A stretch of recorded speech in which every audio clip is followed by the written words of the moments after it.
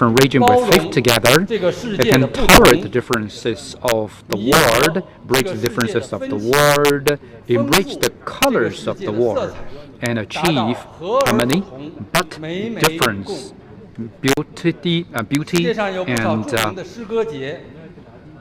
preciseness. And there are many famous poetry festivals in the world, and most of them are named after seasons. Only our, festival is named after youth. As early as 1980, the poetry magazine sponsored by the CWA founded the Youth Poet Club, which has been successfully held for 39 sessions. And this is the literary pen club with the greatest influence and the longest historical continuity in China.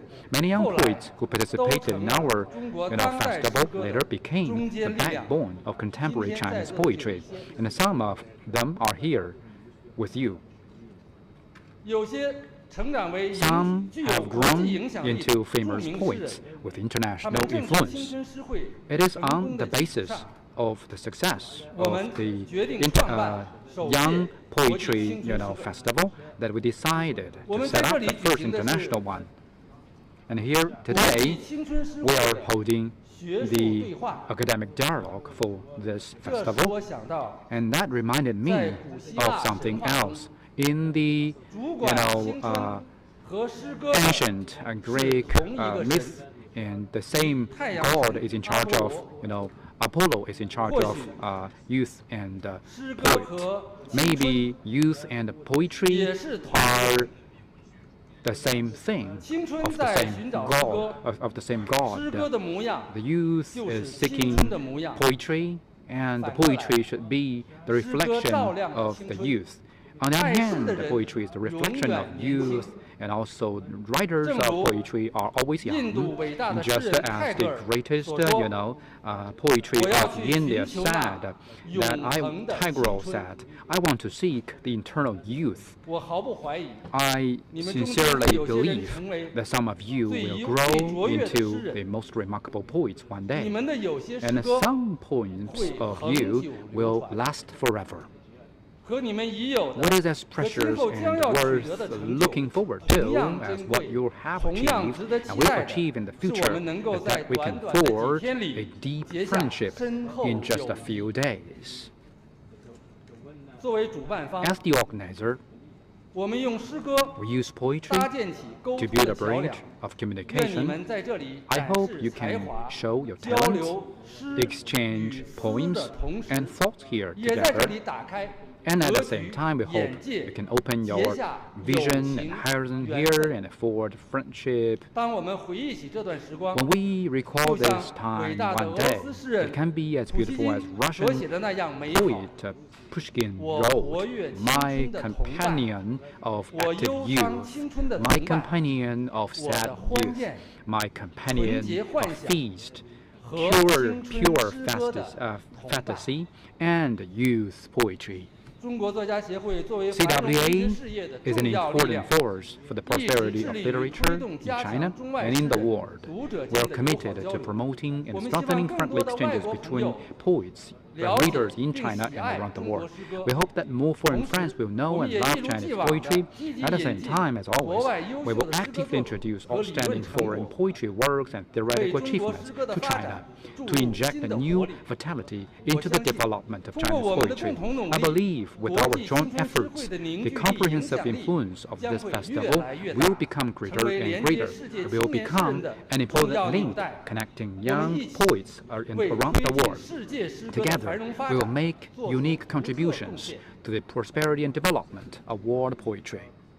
Once again, I firmly believe that Chinese history and culture and our scenery and our food will inject new wisdom into your mind, generating more poems. And I'm sure your remarks and your friendship and the touching poems will also become beautiful memories of this land. I wish this academic dialogue activity of the festival. Thank you very much for your participation, particularly those who coming from afar. Your active participation have made this festival a very important one and unique one. May I wish this academic dialogue activity a complete success. Thank you.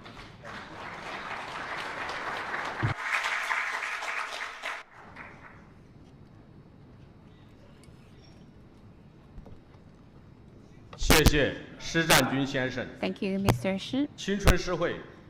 The Youth Poetry Festival is the most influential long-term poetry activity in China, founded in 1980 by China's largest circulative and most influential magazine, Poetry Monthly. The Youth Poetry Festival, basically held once a year, has become the cradle of Chinese young poets, and the Poetry Festival has played an important role in promoting the prosperity and development of contemporary Chinese poetry, exploring and cultivating excellent young poets, promoting excellent poetry works, and optimizing poetry ecology. Since its inception, more than 570 outstanding young poets from various regions and ethnic groups have participated in the festival, and many of which have extensive international influence and written into the history of contemporary Chinese representative poets. The Youth Poetry Festival has a wide influence overseas, and many foreign poets and sinologists regard the festival as an important window to understand and explore the trend and the challenge of Chinese poetry. So we have established the BRICS country session, and yesterday we had the opening ceremony. And today we are holding the academic dialogue with the theme of the innovation of poetry. The ultimate primary intention is to encourage the development of poetry, and this is also a great push for the vitality and the continuous development. Today we have 4 groups.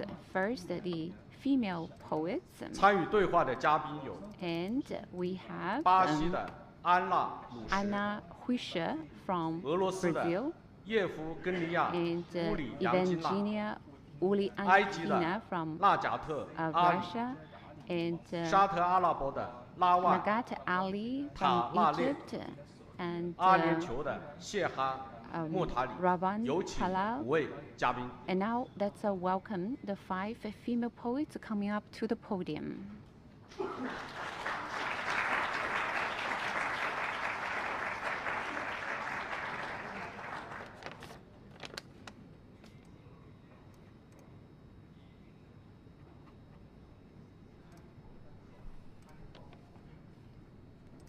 So we are inviting Lady Anna Huishe, Lady Ulyankina, Ali, and Tala, and also Ahmed Terry.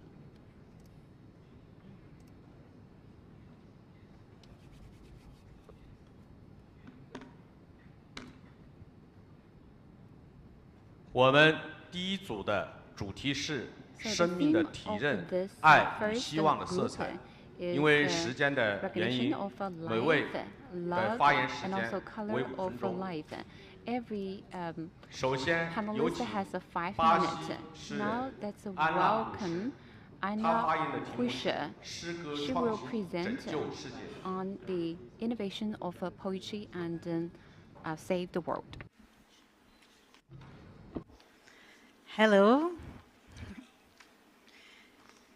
Thank you so much for having me here. It's a great honor to be among friends. The innovation of poetry is the rescue of the world. If poetry is humanity's mother tongue, it will be through poetry that will defy screen time and the speed of social networks. The innovation of poetry in our century is deeply related to the change in communication between human beings. The brevity of dialogues tempts us to dull our senses, as we are no longer able to feel the magnitude of life around us. Perhaps poetry can help us to restore our ability to contemplate the world and direct us once again into the human meaning of things. One of the primary functions of poetry is to give meaning what seems to be meaningless. Catastrophes, unexpected losses, difficult griefs. It also expresses strong feelings in a language that celebrates the intensity of life itself. Deep regrets, like the pain of separation between people. Intense joys, like the smile of a friend. Tenderness, like the expression of that dog wanting to go for a walk. Contemplations, like the morning light after a rainy day. This way of expressing the inexpressible has an unsuspected power, precisely between it seems so harmless. A few words on paper can change the feeling of a heart, save a bad day, make the moment pass more slowly. Poetry has the appearance of a portable time machine, something so fragile and so powerful that fits in your pocket. The innovation of poetry in our century involves challenging the machine and the screens. But this will happen, paradoxically, through a technology acquaintance. Isn't programming a form of poetry? Isn't software a book of poems? Every great artist of their era has known how to deal with the current technologies and make them their platform for making art. Thinking about the art of the last 50 years in my continent, the Chilean poet Raúl Zurita wrote a verse in the desert. The US poet Jenny Holzer hung a billboard on a building. Brazil's Cildo Meirelles printed empty cocoa boats. Chilean arpireiras embroidered carpets. What will our generation do on the web? How does the poem exist beyond paper? These are questions for our generation. How can we direct the machine towards the humane? Other questions, now from an ecological perspective. How do we think about change? Faced with a world so haunted by extreme weather events, faced with people so vulnerable to climate anxiety, what can the poem say? How can we portray nature? My answers to many questions of our time is, let's hook to the ancestral past, searching in the other eyes, in the other poems, for the answer to the present is perhaps one of the most beautiful ways to understand new paths to evoke the great hive mind of humanity. Innovation in poetry thus involves looping the past in order to move towards the future. To better understand how to write in the age of screens and algorithms, it will be necessary to understand the past taken by other poets, incorporate old lessons, a path to be walked with doubt, but always with joy and hope.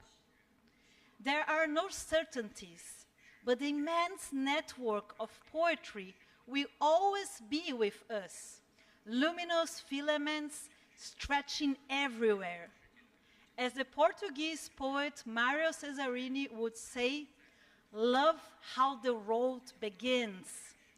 Writing means risk and future. 谢谢。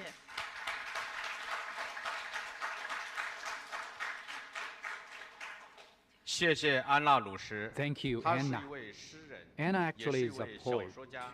poet and also a writer of novelty, and also she have been the author of some documentaries, and she is now in the University of São Paulo to be a post-PhD candidate for climate and society. Now, let me give the floor to the second one, Yogivda Yulankina. Thank you very much. Hope you can hear me. Thank you for gathering here. It is a pleasure to be in China, in Hangzhou. My essay is called A Feature of Living. For me, poetry itself is about the search for something new, not only in the language, but in the world. A poem is not just some words in as good order as possible. A poem is an event that the poet tries to translate into the language of words. An event in a broad sense, a fallen leaf or trampling ground after a train has passed.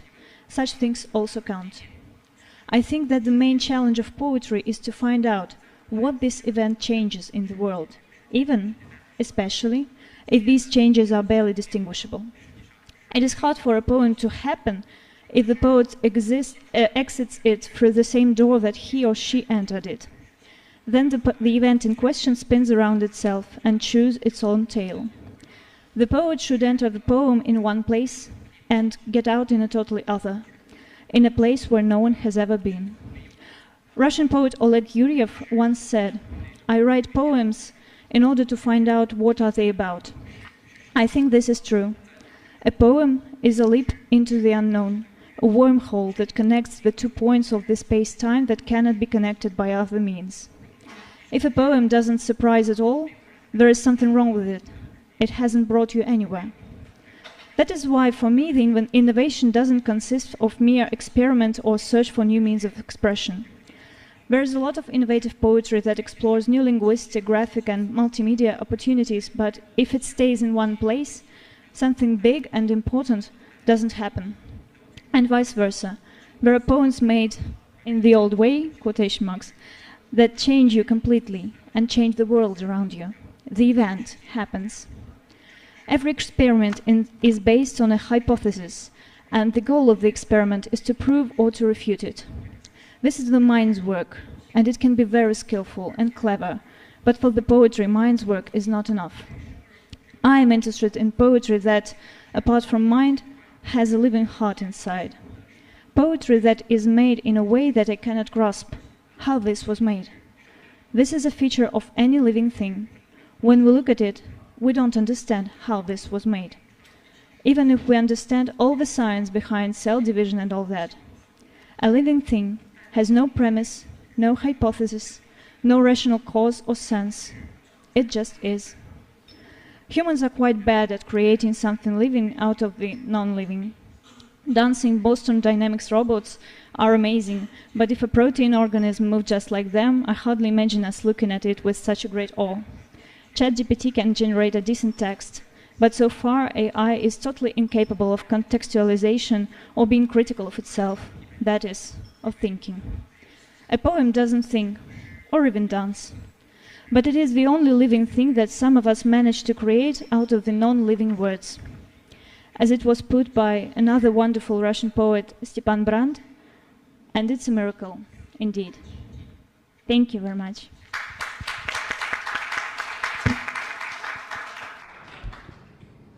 Thank you. Thank you, Yevgenia. Thank you, Yevgenia. Yevgenia actually graduated from the National University of Moscow, and he was majored in telegraph. And then now we give the floor to the third guest, Ali from Egypt, and he or she will talk about the innovation of poem.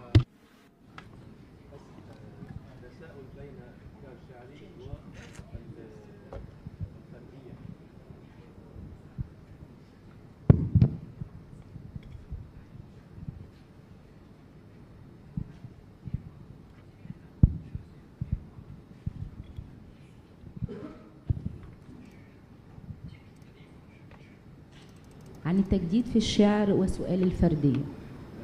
ربما كانت البداية للشعر أو الفن بشكل عام هي وجود حالة من عدم الرضا عن العالم.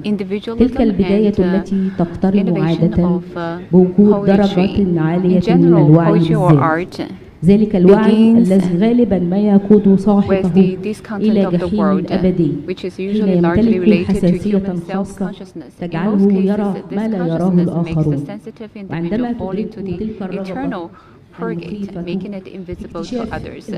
When a man is able to explore the world around him, when his mind is swallowed up by a nightmare, he can only write down his mind when he can only get peace from his death. So he has a similar experience. Many people have a similar experience, and Tara Laban Abudu is one of them. And he wrote in verse, "Night is lost, time goes by, the stream of water no more." I chose the new creation model of a prose poetry because it expresses the present life more than other forms of poetry. And as the moment of a change inevitably changes, it is the habitual image of the ancient poets in the hearts of people who have been seen as the prophet of the absolute truths of the world in the past. No matter whether he is willing or not, a poet will never be able to escape the change of the world from the time he lives. As the human production lifestyle progresses, the world becomes a small global village. But at the same time, our world is full of contradictions and divisions. The major theories that I have long claimed to be able to interpret the world are falling out. نكتشف أنه عالم مليء بالتناقضات ومشبع بحالة من التشظي والتفكك. تتساقط فيه كل يوم النظريات الكبرى التي ادعت طويلا إمكانية قراءة العالم وتفسيره.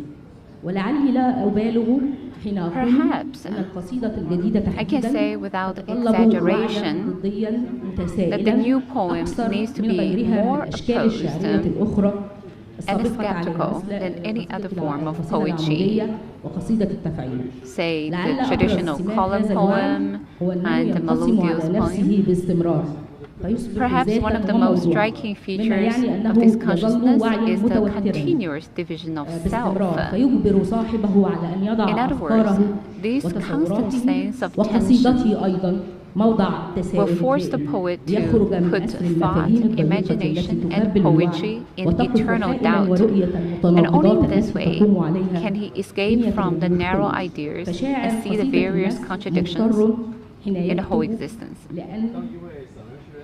When a prose poet writes a statement that remeasures all values, he's in such a distress. So to me, this new form is more consistent with the mission of the poem and its basic skills, the expression of the poet's self, the poet's worries and the various problems he encounters, rather than the identity of the collective. In the past, the collective has always seen poets as guardians of souls, guardians of heritage, and communicators of messages. I think the beauty of poetry has been reversed in some time. These periods of poetry are only bodies that carry specific ideological connotations and lose the true soul for a long time. The question was the burden of poetry until it was liberated with the development of the new poem. Every time the poetry innovation flashes in my mind, I can't help thinking of the poem of the ancient poet Intl, and I'm careful to look at the following contents in the mood of sorrow and doubt. Did the poets leave the place, or are they moving to new homes in the imagination? Or perhaps that is why I think that the poetry should be seen as a journey to explore the poetic adventure of all things. My understanding of poetry and the development of poetry should always be under أن قصيدة النثر constant نفسها questioning. تتيح لي هذا التجريد إذ إنها And the prose بطبيعتها poem can تبدو take the ملكة experience of مرنة me ومتمردة not في الوقت only نفسه in the form على of كل الأعراف flexibility, but والتقاليد also of an لكونها into this تدخل restricted المناطق area المحرمة or the أو block of the المحظورة poem. في الكتابة الشعرية وربما هذا ما جعلها And the دائما idea of a rebellious thought مغرية to لأجيال review كثيرة من all the الشباب كي يرغبوا conventions and فيها traditions. وهي Perhaps دائما it is because of التجدد the يعني above باعتبار features أنها that it can ما زالت continue to be قادرة على updated أنها and يعني attract تكون موضع تجربة more youth. فثمت شعرية جديدة تقترحها علينا القصيدة Prose الجديدة poetry قصيدة brings النثر us new خاصة في الفترة poetry. التسعينيات وهنا أنا لا أتحدث عن جيل The new التسعينات أنا poem has أتحدث made a عن major التيار transformation in the الجديد creation of الذي the نشأ past في and فترة 9 التسعينات والذي decades. شارك فيه أجيال It's no متعددة longer وإن كان يعني جيل التسعينات satisfied هو الأقصر يعني with the التي شهدت past نقلة poetry model. هائلة في كتابة القصيدة عن غيرها من الفترات السابقة فهي لا تكتفي بما فعلته النماذج الشعرية السابقة Well, different from the previous model, أو حتى محاولة which was to بل إنها try to صارت convey, تسعى لإنتاج reveal, or even واقع change خاص the بها world, وتصنع transform شعريتها من objective خلال نمط existence خاص into من العلاقات language, التي but to تقيمها بين build الدال والمدلول new من جهة reality, وبين المدلولات to من جهة create a أخرى new داخل poetry by القصائد. building the لهذا relationship between فإنه words and هنا meaning لا أستطيع أن أعمم and كل meaning. هذا على كل القصائد لكن أنا أتكلم عن الشريحة الأكبر.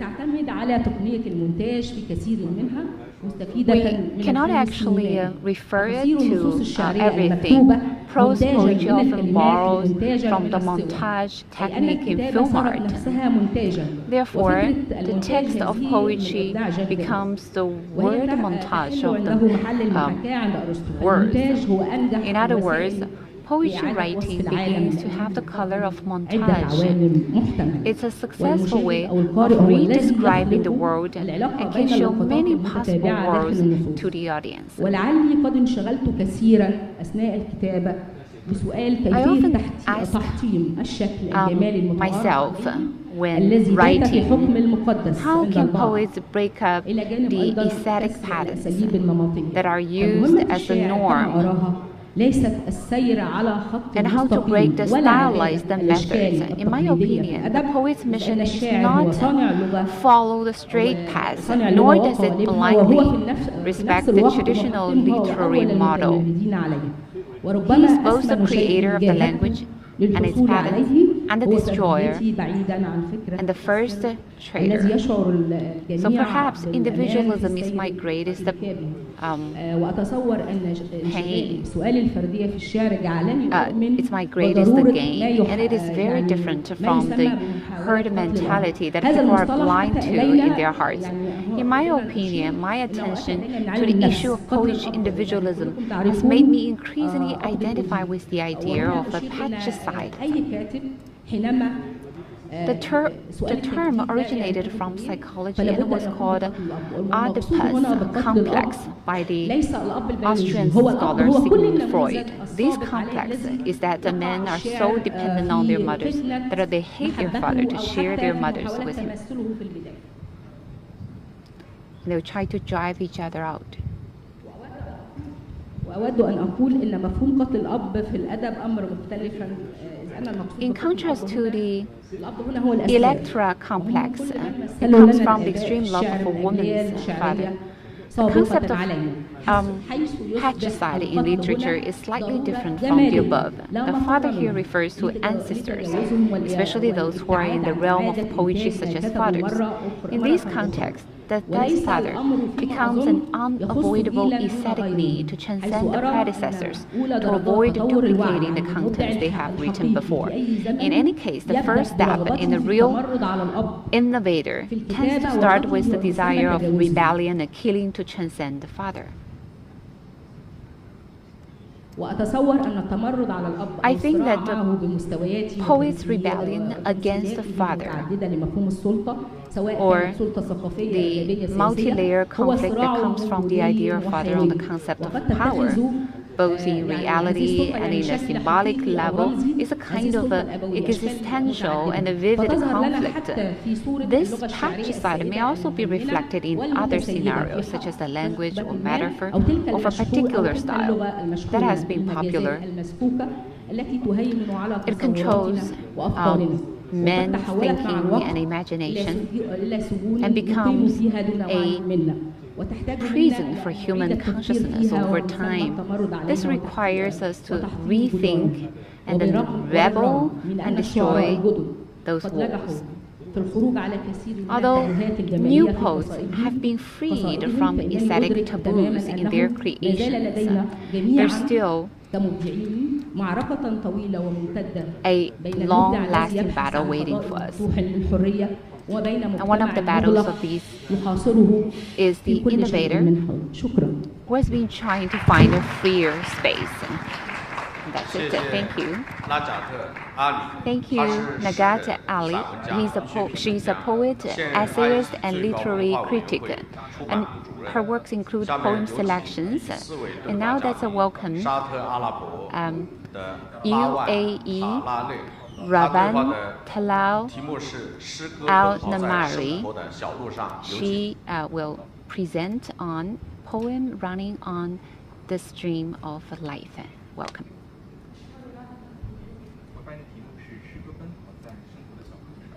Well, the beginning of my presentation starts with poetry running on the road of life. The beginning of the flood, the beginning of mankind, then the simplest language was born with the need for communication and survival. Later, this balance has changed. The human beings have found themselves in more and more demands, so they have improved the language and promoted the relationship between themselves and language. In these contexts, poetry is born. It transcends the bondage of language and becomes a tool for weaving human existence. It will turn into eternity. It calls the name of the lover, the face of a cry, the color of love and hope. So people began to try to express all their emotions in poetry, then rewrite stories and carefully choreo the events and explore the beauty of the world. There's no doubt that the poetry is always a tool for human expression, from the first poem to today's various forms and the genres. And language is the foundation or the clause of the poem, which is an important tool for the poet to express his freedom and walk in the path of poetry. Or we can say that the poetry is a rediscovery of language, a constantly updated language practice. The relationship between language and poetry is not limited to the present, but through the time tunnel, like a bridge across generations. The wordings of the poem are often concise and delicate, and each word is a result of a fine selection, and each expression is a presentation of the thought. This simple style of writing encourages poets to enrich their thoughts and emotions to the essence of thought and emotion, and to create works that shake souls. So through the above-mentioned methods, poetry shows the charm of a few words. Its strength is more than the number of words, but the profound connotations of the mind and also the world. At the same time, we also view poetry as a memory and sensory experience, a reflection of the details of life. Many of the trivial details of our life are too common to be on the edge or are almost ignored by people. But poetry is the one that beats the above. There's no denying that many poems speak for grand themes, such as love, death, motherland, mourning, and disaster. The content of the poem has been expanded from the simple reflection of life to some specific words. Many of the poems of the Harlem Renaissance in the U.S. express the struggle and the longing of African Americans. Even today, even if the circumstances differ from the times, readers can still feel the sound of the curving in these poems. And the unique attributes of the characteristics of times makes poetry a mirror of each of us. Although poetry has a deep foundation in the inheritance of human heritage, it is not inherently rigid but active and new. It does not follow a specific form, not limited to certain boundaries. For example, the Arabic Jahiliyyah appeared in the Jahili period of the Qalan poems, known for its unique rhythm. Then there were many new forms of poetry, including rhymes and the growing poems. Then there was the free poem or the prose poem. The new form is free from the rhythm, providing a wider expression of space of poets. Poetry innovating is not confined to the form, but also to cover several topics and also details of daily life and personal life, and they were no less important than war, death, and political conflict. Nor can we ignore the impact of cultural and technological advances on the journey and innovation of poetry, such as some of the short poems we often hear. We can say that poetry innovation is a continuous process. In this process, poets have been trying to find new ways of expressing themselves and expressing the world. And the journey of poetry is driven by a variety of factors, including the desire to release communication with others, share our own experiences, bring change to the world, and so on. At the same time, poetry is also driven by many factors. For example, releasing the desire to communicate with others, share with our experience, and change the world. However, this is more than that. Thank you. Thank you, Rawan Talal. 他是诗人、 She's a 专栏作 poet, 家、文化项目经理， columnist and cultural 曾 project 是 and 利雅得 manager. She's 公 published 共 in 卫 poem 生局 selection 医学实验室专 and 家。 also 现在 International 有 Poetry 请 Festival. 第五位对 Now 话 let's 嘉宾， welcome 阿 the 联酋的 fifth 谢哈 journalist, 博塔利。 Lady 他对话的题目 Sheha 是诗歌的创 Al-Matari 新。 from UAE.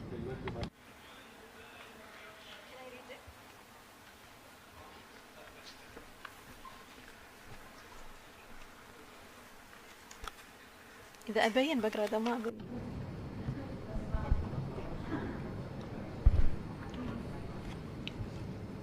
بسم الله الرحمن الرحيم السلام عليكم ورحمة الله تعالى وبركاته. So good afternoon. أهلا بنا في الشعر، أهلا بنا في الإنسانية حين نلتقي في هذا المكان. So good afternoon. So good afternoon to this play. Good afternoon to poetry. In the space between life and life, you can see poetry showing full humanity. Poetry seems to be man in all places in people's hearts. It stretches out fingers of love and peace, intertwines with us, and holds our hands so that peace can fill our lives. And that is a process. And this is how poetry comes, and we seem to be standing on a waiting balcony, looking out to the world, waiting for a kind hope to come with birds, cloud, and blue sky. Zhang Jiulin, a Chinese poet, described this kind of life in his poet. He said that looking at the moon, looking at the far, and that the blue moon is born on the sea, and the whole of the earth is at the time. How would like to open this shell on the beach and find the light inside. We breathe the light, so how else can we live? And he shared with us the philosophy we can barely understand. We use letters to weave our moonlight into a coat of missing and use it to comfort us all the time when life becomes cruel or we are neglected. We cling to poetry as if it were the last safe haven, even the place between heaven and earth. We worry, we are calm, we break down, we're strong, we end, we come back to the start, like we are a little embryo that can born again every day. When talking about poetry, logic go silent, watching the poets flip the scales of life as they please, that they are masters of fantasies and dreams. They have nothing to do with reality, except when looking for something like gravity. In fact, they only accept the gravity of desire as a way to soar again into the sky. We also describe our mothers and fathers so that they can be the heaven supporting us in the poetry. We record our homes, our relatives, our neighbors, our cats. We fly with our birds in search of nests similar to ours. We write love and thoughts, flowing like a quiet song or like a silent lake. We grow branches and leaves like a tree, reach out to the pigeons to give them a safe foothold. We swallow the ocean, wash away its salt, and then give it back to the sand. And the sand stains the surface of our souls, breathing grief alone. We hung our laughter in the sky and dwell on the wings of seagulls. When we write about our motherland, it is like leaning on the national anthem and learning the heart of love for the first time. That's how we write, how we live, and how we meet each other. Well, actually, let me talk about innovation. It comes from everything around us. We have mentioned above, from all the things that become the first material of our speech and poetry. Innovation is beautiful.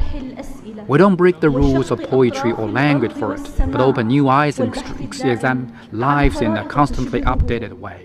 When poets make innovations, they find something new. They try to find the enthusiasm in life and poetry, and that is an inspiration and a hormone, and that will break down our peace in mind and reality. So let me talk about something, particularly the ways of innovation I'm interested in. For example, you can be one of the members of the society walking the street, or talk with the people selling newspapers, someone waiting for bus to back home, and you can talk with them. And then you find something, inspirations. You find a poem of humanity. And then at that time, you can find some ways you can talk with the earth, with the nature. And then you use the language of poem or poetry, and you make your works long-lasting. Thank you.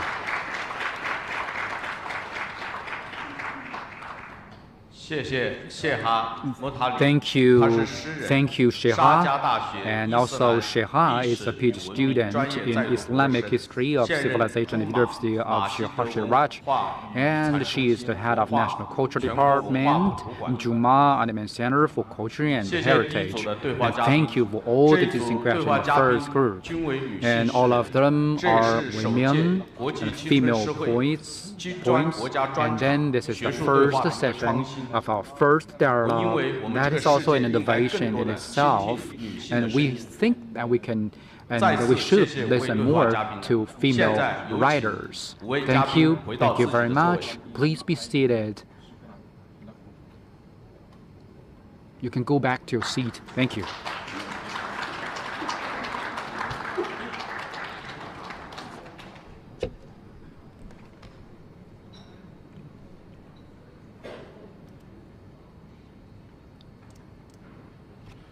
And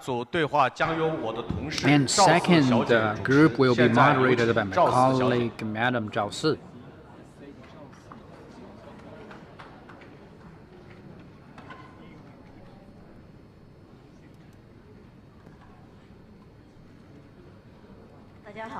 Good afternoon. So now may I invite the 4 speakers for the second session, and please show their pictures. Thank you. So the first one, Diago Ponce from Brazil, and the second one from Russia, Glajidin. Where are you? And third one from India, Niklash Michela. And the next one, UAE, Hassan Najjar. Next one from Saudi Arabia, Hatem Shahali. So when you are walking on board, I want to tell why we have the first female dialogue. Maybe if you have some history or some common knowledge of poetry in human history, the first poet was a poetry, was a poetess, and actually, and at that time, you see, the daughter of Emperor Saigon, and then at that time, you know, she was in charge of the sacrifice to the gods, and she was the first one in record of poetry. That is why we want to have the special dialogue for that. Now we have a male dialogue. Just now, I listened very carefully, and I also read their poems. And Mr. Analush and Madam Analush said that we should compete with the screen repeat, the internet. We should have some, ideas of question in our mind. And also some others said that we also should be in charge of dreams, and we should be the master of poems. And you know, we are in a circle of culture. They are female, and that is the belief of our female writers. You have the mind of poetry. You are the good feelers. You want to make your life and your poems lasting. So now we want to hear the voices of our, second panelists. So the first one is Diago Ponce from Brazil, and also he is the writer, commentator, translator. He has published more than 5 books of collections of poems and even some other works. I have noticed that you have, have some research on some other writers, contemporary poets. They are really key writers. I really look forward to your remarks. The next one from Russia, and Glajidin actually is a PhD candidate, and also he is lecturer right now. He also is in charge or take care of some network writing. And then in Russia, among the Russian young people, he is one of the important figures. And the third one, Michela. Michela actually is not only a writer for poems, he is also a PhD candidate for new movies, and he has participated in many competitions with a lot of awards. And I think that he is a good competitor as well, right? And the next one is Najjar. Najjar is from UAE, an official from culture from that country, and he also was one of the winners of the competitions in the past. A speech contest. He participated in many other writing, competitions. And also the next one, Shahali, is a very experienced person in the ad, in the international book fair, very important participant, and he is the author of 16 works. Every year, one book at least. A very hard-working writer. He won some awards for novels in Saudi Arabia. So now I make the floor to the first speaker, Diago Ponce from Brazil. Good afternoon, everyone. Ladies and gentlemen, it's a pleasure and an honor to be here today. I'm going to talk a bit about innovation in poetry. So, to write is to think the new in writing. To write is to think the new within writing. It is to know that each word inaugurates the possibility of the poem on the page. Each poem aims to inaugurate once again the possibility of there being a poem today, of writing a poem today. After all, to write a poem again. Poetry is the form par excellence of writing. As the English poet Coleridge wrote, poetry, the best words in the best order. So to write poetry, its abstractions, its images, its synthesis, is to enter the domain of the new, to propose a new way of breathing, defined by the way the words are organized, which will subject the reading to a very particular rhythm, with its words and its sounds and its meanings. To write then, and in the course of writing and its deviations, to think of the new in its so unthought of, so repeated doing. In this ancient doing made by so many hands and so many hearts. To take seriously the tract with the word, the way we treat it, but also the tract we do with it. A pact towards the other, a proposal for a relationship. Innovation in poetry, in this sense, involves paying attention to fostering a singular voice in the midst of the gibberish. And this voice, which moves towards the other, seeks, at its core, not to communicate in the most ordinary sense, but to make language itself heard and seen, the new that inhabits language and is born from it. In other words, poetry doesn't aim to provide information, but to provide the formation of a possibility of contact with the other. It is in this contact that the new can appear. And from this, it follows that the poem wants to speak to the other, seeks this other with whom to dialogue. The poem is not a being that exists for itself, but one that seeks to exist in the encounter with the other, founding this encounter at the moment when its presence intertwines with the presence of the one who reads it. The act of writing is, in itself, an act of innovation and renewal in the use of words. It is an act that makes contact with the outside, like breathing, which is always a way of letting air in and out of the body. But which is not always the same breath, which is not repeated in exactly the same way. Like writing, especially poetry, which is constantly interested in the singularity of each word, each sonority, and each otherness that the word can constitute. I believe that the poem should be an instrument that frees the readers from the automatisms inherited from life and culture, that clears their eyes of what they have already seen and experienced, and then reopens the possibility of seeing and being according to those words. Immersed now in that language, in the language of the poem, the meaning and destiny of writing that wants to be new, that wants to be renewed, and that finally wants to renew the ways of existing and going through life.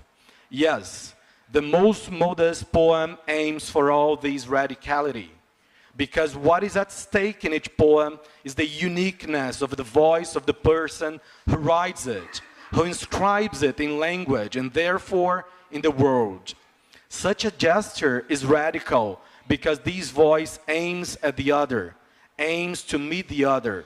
A poem's there to renew, to innovate, but also to transform still meanings, to modify what is already known, what's already given, to return on itself as language and cross over to a new place, to contour and thus give contour, to be a return to itself and thus be able to be anything else, to let time pass and with the passage of time be even newer than when it was just written, A poem exists to make the reader someone new. Therein lies the perennial innovation of poetry. 谢谢。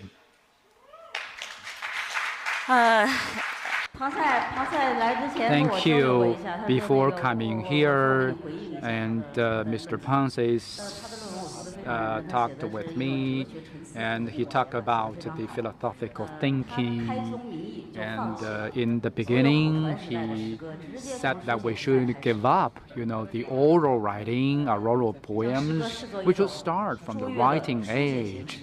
Poem is a very excellent way of writing for thousands of years, and then every real poem should be the only one existing there. That is the dream of poets.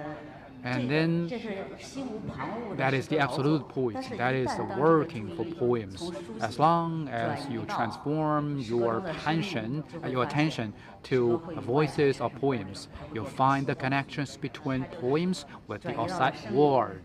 You find the voices. And also I found that, he also said he hoped that people can hear and see the languages themselves, living languages, and give birth to new things in languages. And he found that he do not only pay attention to writing, but also he finds some nature of poets. Poets itself. Heaven is something before library, and the world is a poem.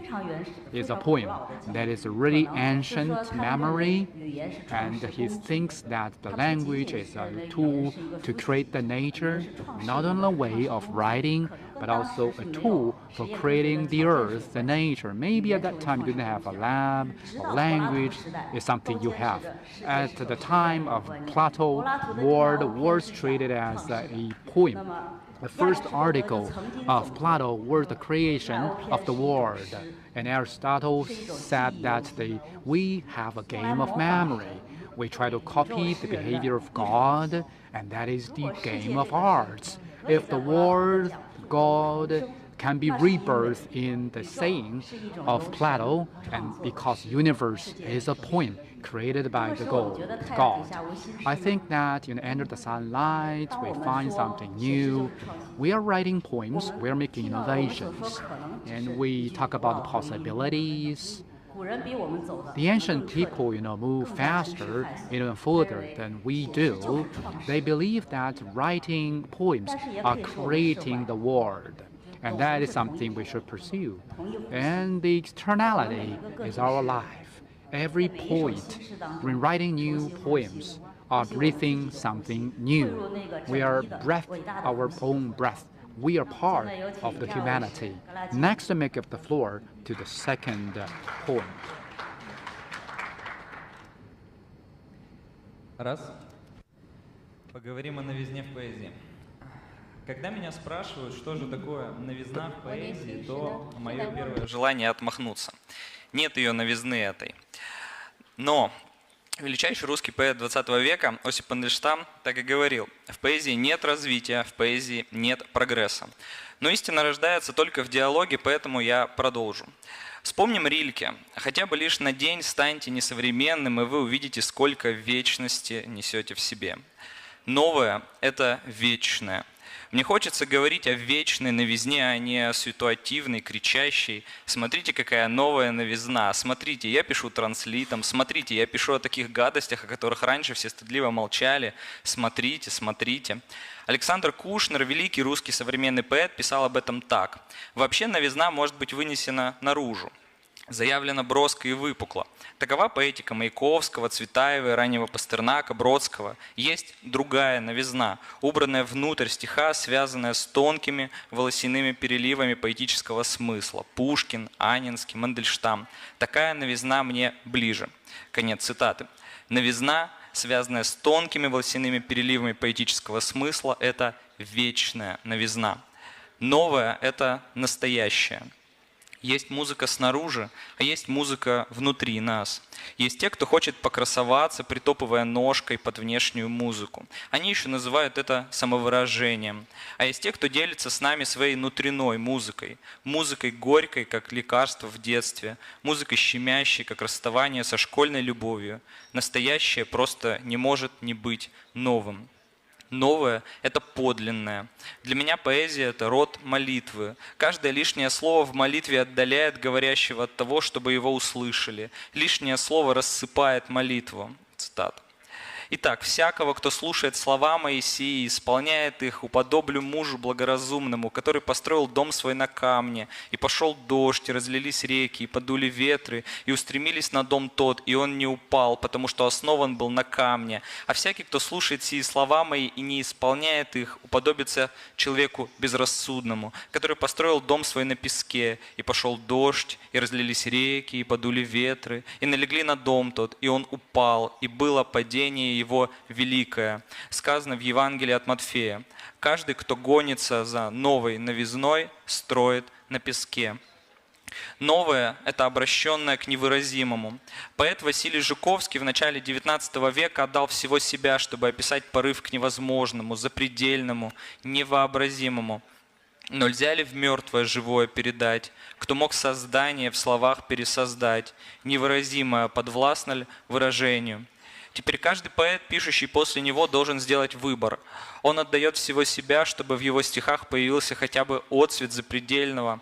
Или, думаю, вы меня поняли. Но, конечно, Жуковский был не первый, кто размышлял о невыразимом. Загадочный автор древнего трактата Дао Дэ Цзин десятки веков назад тоже говорил о Facing the inevitable is new, the poet Vasily Zhukovsky of the early 19th century did his best to describe the impulse towards the impossible, the transcendent, the unimaginable. But can life be turned into death? Can words be recreated? Unspeakable subordination.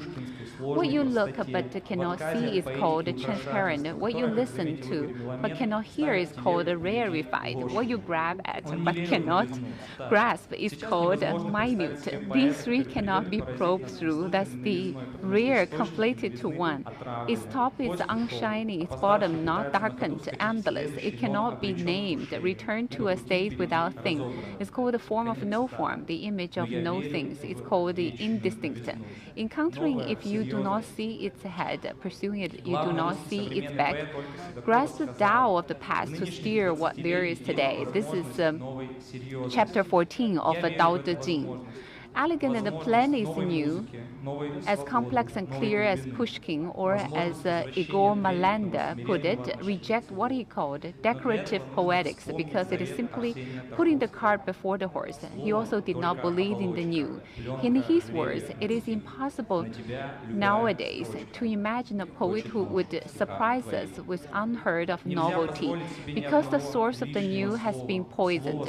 But I believe in the eternal new. Serious is new. Olga Shekadova, one of Russia's leading contemporary poets, said today's 20-something may have a new seriousness. I believe in this possibility, the possibility of a new music, new freedom, new depths, a reverent, humble attitude. Thank you.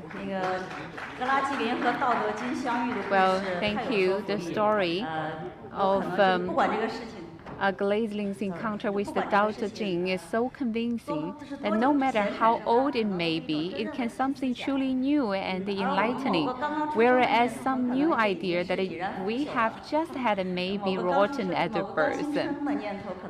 So,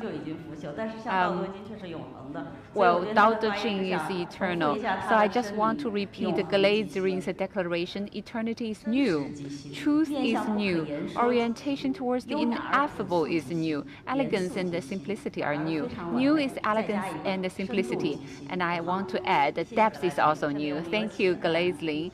Now let's welcome Mishra.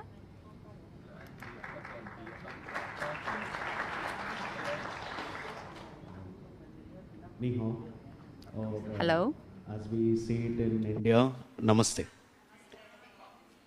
It's apt that the theme of the festival is time together across the world. A line from a poem by the Chinese master Zhang. Here we are, poets from different lands across the world, together, gathered in the land of the master Zhang to celebrate poetry and companionship. What unites us all is a zeal for poetry and for life itself, which is the soul of all poetry, a deep desire to live life to the brim and beyond, and above all, a shared notion of what it means to be human.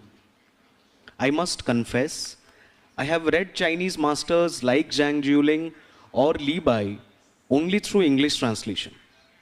A line from Zhang Jiuling's poem, "Climbing a tall building on an autumn evening, I gaze to where the South River touches the Zhenjiang road," comes to mind. Oh, what is accomplished from all this constant toil? Isn't this still a relevant question for all poets today? Why does a poet write poetry? Where does the path to innovation in poetry lead in this age of technology and artificial intelligence? The answers, I feel, lie hidden in our roots, in the world's great traditions of wisdom, and in the history of humanity itself. Simplicity and precision have been great assets of ancient Chinese poetry. Rabindranath Tagore, the great Indian poet, once said, "It is very simple to be happy, but it is very difficult to be simple."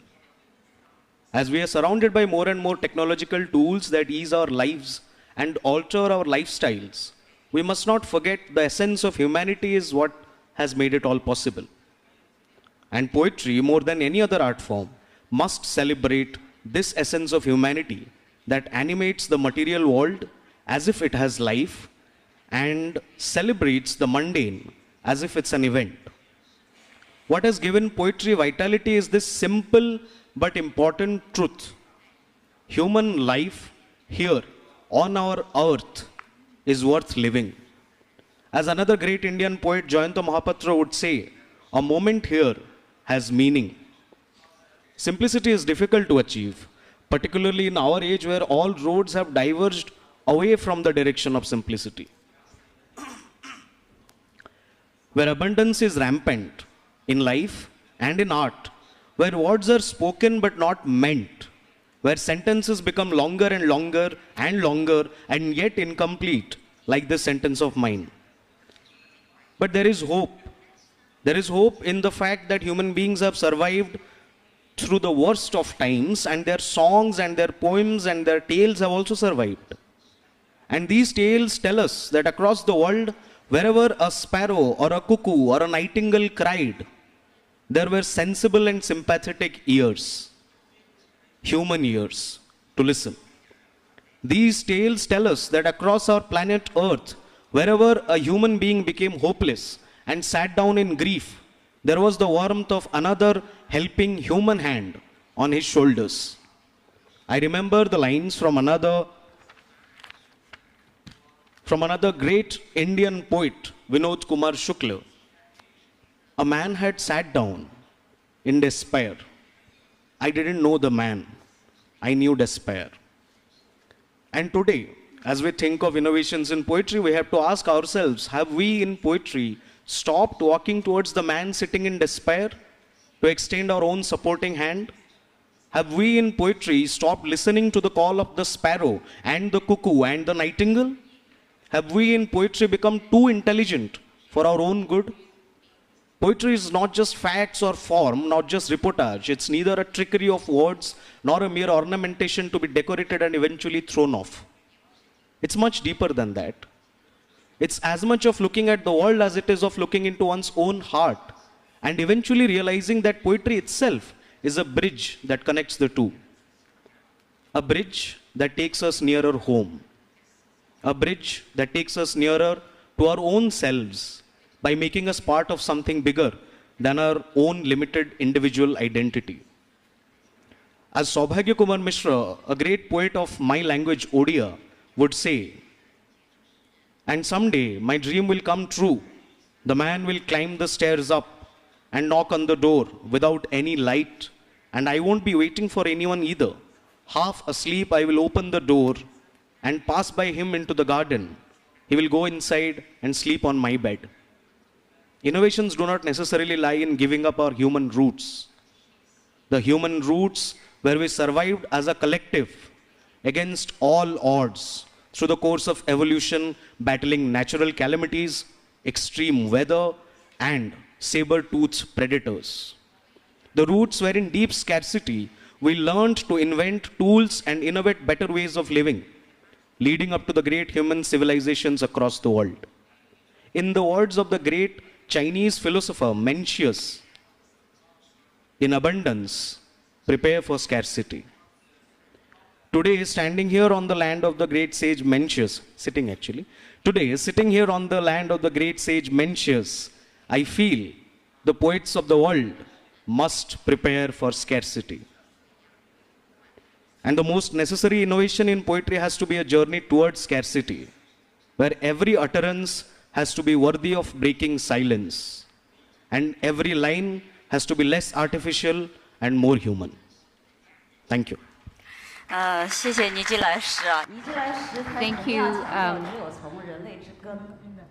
Thank you for stressing that emphasize only from the roots of humanity, from the great tradition of world wisdom, and from human history itself, can poetry find its own truly effective path of innovation. He believes that despite living in an age of rhetorical excess, there is still hope in poetry that looks out to the world as well as looking to the heart. That is a bridge that brings one closer to home, a home unspecified in the presentation, which for him may be the human life of the planet worth experiencing, or a greater whole that transcends the identity of the finite individual, the whole self of a certain human being as a species. In order to keep poetry alive, it is necessary and productive to live in abundance, fear for scarcity. Now let's welcome the next poet.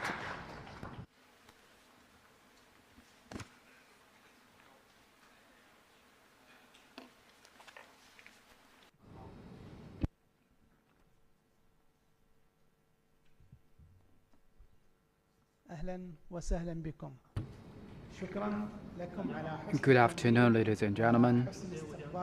First of all, I want to thank CWA for your excellent job in preparation.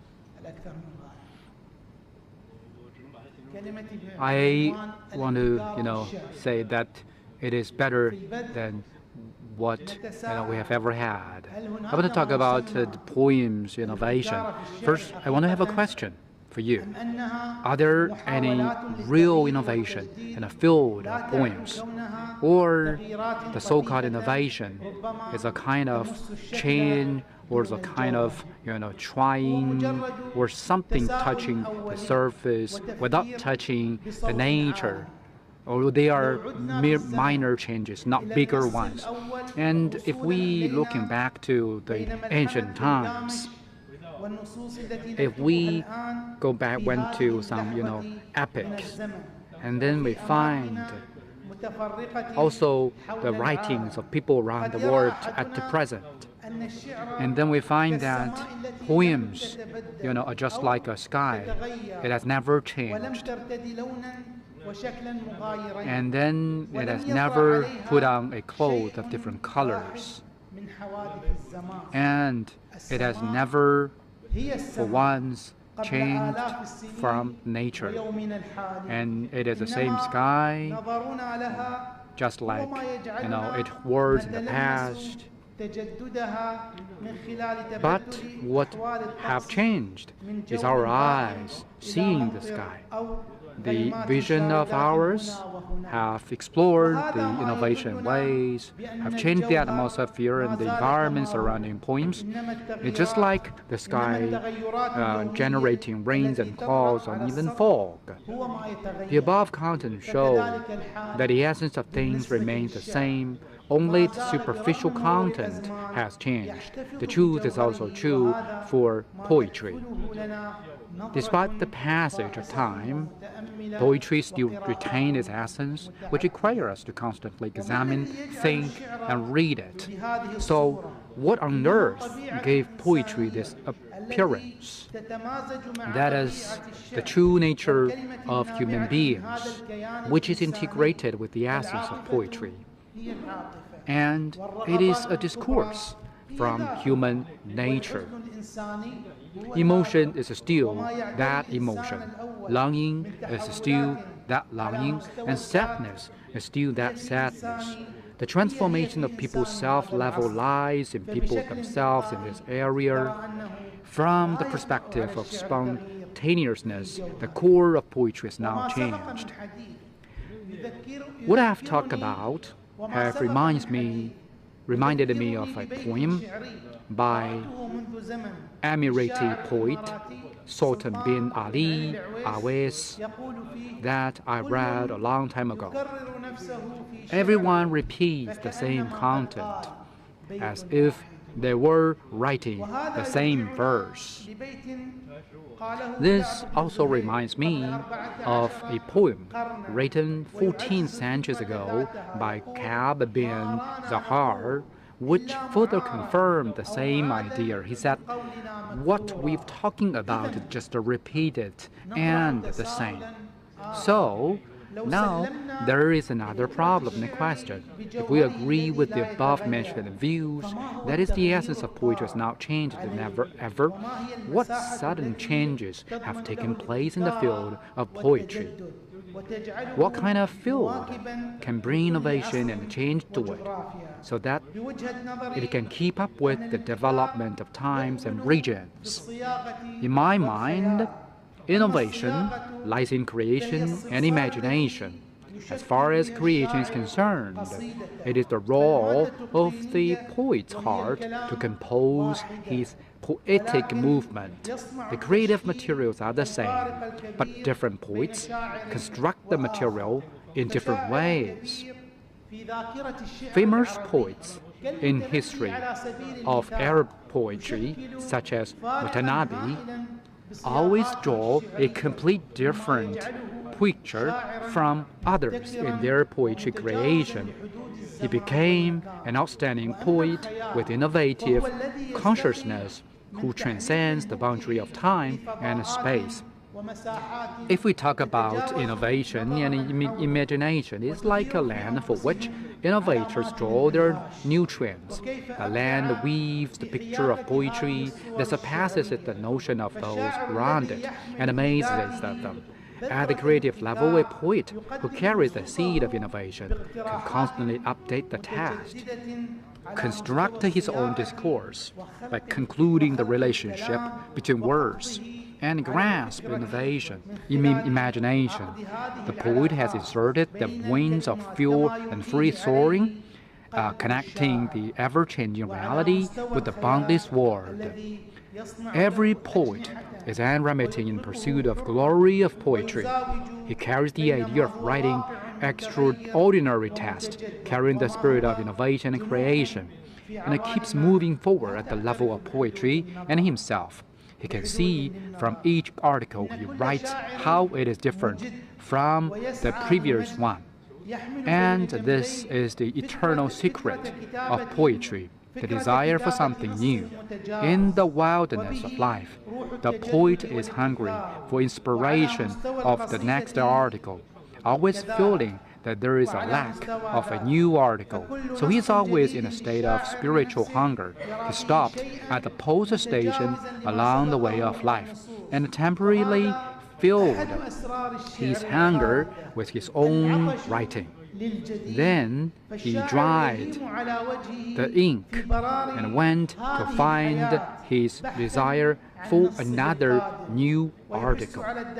It is the idea of poetry creation that constantly urges him to write and innovate. Such a condition of hunger puts forward this and that, poet to fill the gap. After that, he used the ink to find his desire for another new article. Last but not least, I want to say that poetry brings us together with poets of all ages and forms. Forms the same family. And this family is strung together by a rope of poetry and words. And it keeps stretching into the vast distance. The universe of poetry is full of stars, and it is full of poems that have revolved around these stars since ancient times. Every new article has a place in this vast universe. Therefore, we look forward to new poetry. Wherever it exists, we welcome the new poet. We welcome new poems.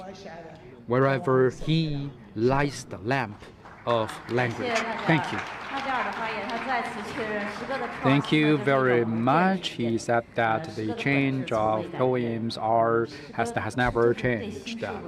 And poems are the pursuit of new things. When he talked about the Arab poet Watanabe, I suddenly thought of Li He, a Chinese poet of the Tang Dynasty who was born 125 years earlier than Watanabe. Every time I read his poem, I found that these poems were modern. He has a kind of modern poet sensibility. Even he has modern poetics. And like words are amazing, which is just an expression of language innovation.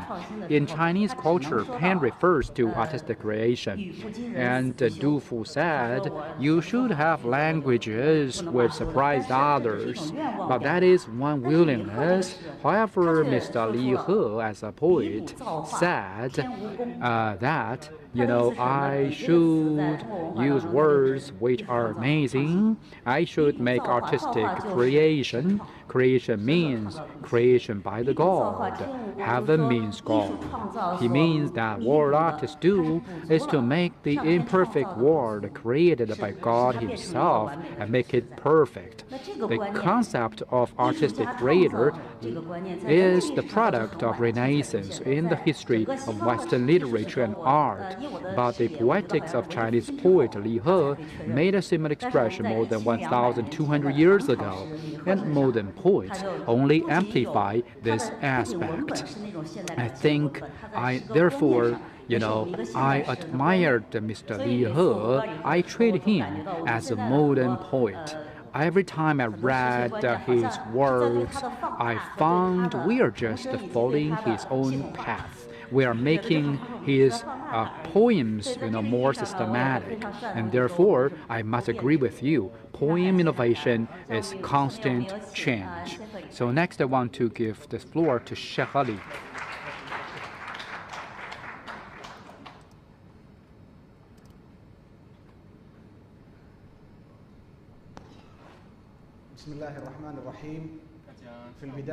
Good afternoon, ladies and gentlemen. First of all, I want to thank the host for inviting me.